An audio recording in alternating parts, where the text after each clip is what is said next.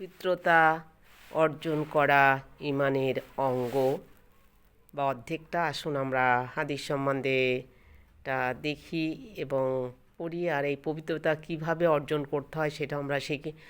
আত্তুহুরু শাতরুল ঈমান। পবিত্রতা ঈমানের অঙ্গ বা অর্ধেক। তবরানী।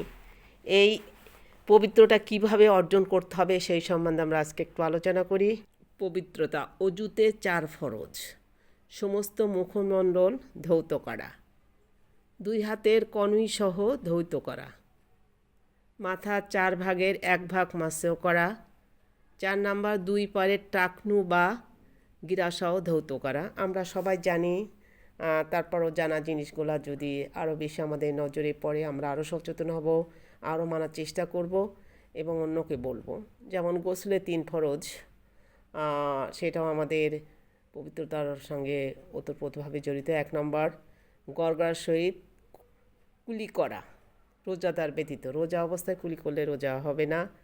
নাকের ভিতর পানি দেওয়া, নরম জায়গায় পর্যন্ত পৌঁছানো, আর যখন সমস্ত শরীরে একবার ধৌত করা। এখন আমরা যদি এটা একটু ভালোভাবে আলোচনা করি, সমস্ত মুখমণ্ডল ধৌত করা।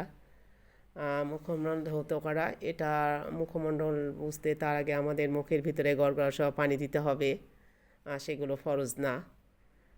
তারপর 2 হাতের কনুইগুলো, যে 4টা ফরজ দেখলেন, এই 4টার একটাও বাদ গেলে উজু হবে না।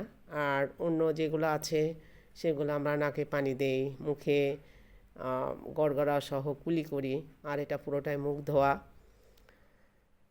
তো গোসলেও 3 ফরজ আমরা দেখলাম। এবার আমরা দেখব তাইমুমে 3 ফরজ।